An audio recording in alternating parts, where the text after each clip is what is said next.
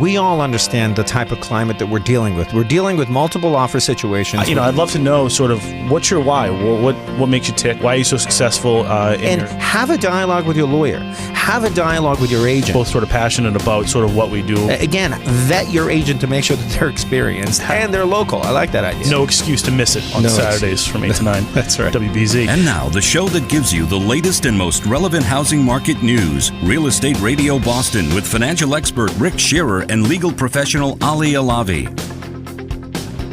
There's a lot of great news for Boston out there. We've got a lot of big companies looking to make Boston their home. And obviously you've got people that you're uprooting from where they lived and the companies are moving, but the people are moving along with them. So obviously GE is a big one that's coming to the marketplace. What are you seeing? So where are you seeing these executives or these people that work for GE? Where do they want to be? We're seeing they are coming in waves. So this first kind of wave, I think, is the executives with the families that are concerned with education and things like that. So we're really seeing a lot of them come and are automatically asking for the suburbs, which is great because a lot of people come in here that are super unfamiliar with the area, and they, even if they have a high price point, they want to be right in the city. They're not understanding exactly how the dynamic of this city and Boston, the Boston area is. So a lot of them have done their research.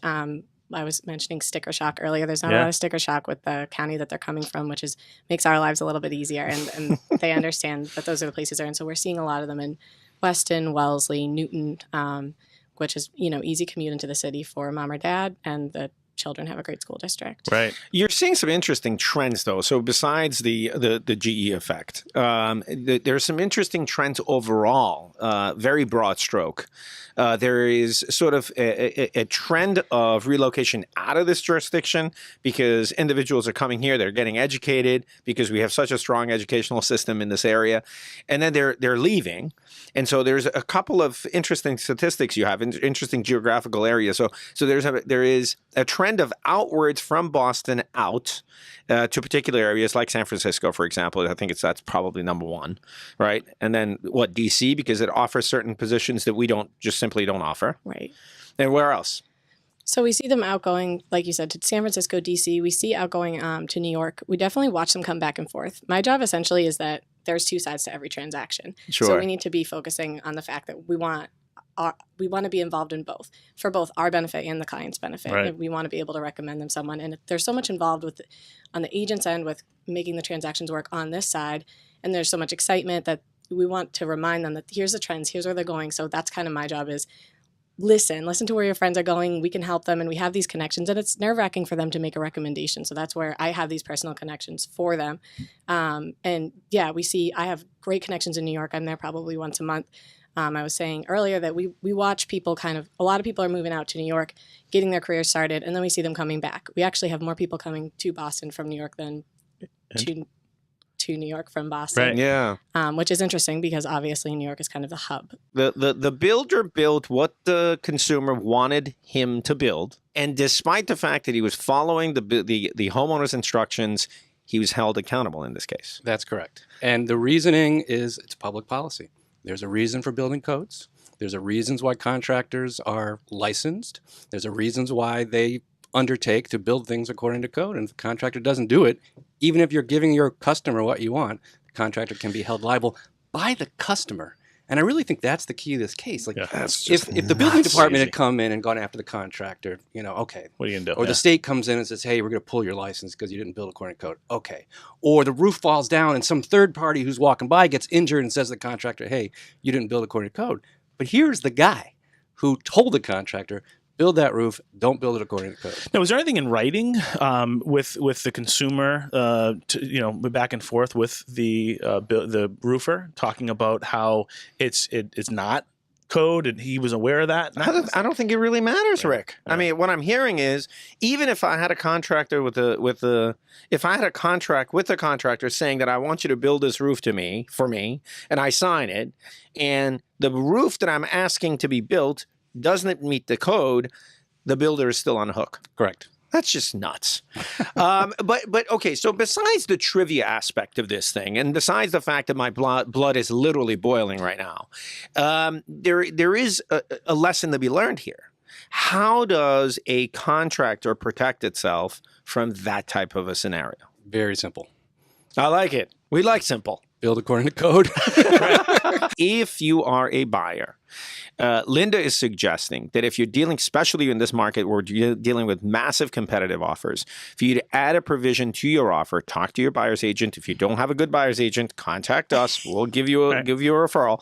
And that is to say that I'm going to give you $200,000 for this house, but I'm willing to pay $15,000 over any other bona fide offer by someone else, so long as that particular buyer that I'm competing with does not have to sell their home. That's what you're saying. But Exactly. just one other thing too there, and usually if it's $200,000, they'll say we'll go up to a max of $250,000, And which so we they cap never themselves. recommend, because you've just told the seller you'll go there, right? You've just, that's how I read it, and our attorneys have read it. But let's talk about this very issue. So just yesterday at RE/MAX Leading Edge, two very divergent stories with very different outcomes. One of my Arlington agents, they're scarred because there's a big office in Arlington that doesn't allow them. And he will tell a story about how he went to the agent and they said, oh, we don't allow them. And his offer was accepted in a big multiple offer situation. He said, but that seller would have made more money if they'd accepted my escalation clause. It was $8,000 more. That seller never knows. And those agents who don't know how to deal with them, they're afraid of them, are talking their sellers out of it. And that's kind of tough. Interesting. Okay, so No. 1 second. So Yep. let me stop you there. But I mean, as far as the company that's not allowing them, quote unquote, one can only assume that that company is not allowing them by informing their clients that, as a matter of principle, we're not allowing them. I Right. can only assume that. Yes, and of course you do know that every offer in Massachusetts, standard of practice 1.4.16 is all offers must be presented as written objectively. And I think the objectively is being lost from all of this. They don't want to play. I have seen escalation clauses of $250,000 Sure. just recently. Wow. Big land opportunity in Lexington, I'll pay $250,000 more. I interrupted you. The second scenario that you had. So just last night he talked to the listing agent. They agreed to it. They paid $5,000 for a house in Wakefield that had multiple offers, and they got it. My business partner, Eileen Hamblin, put an offer in on a Reading house, and she asked the agent, are you okay with an escalation clause? They said no, but let me talk to my seller about it. And you'd be surprised the seller all of a sudden didn't want more money than any other offer. That's crazy. Okay, isn't that insane? So hold on. So it turns out she didn't win it, but they left $4,000 on the table.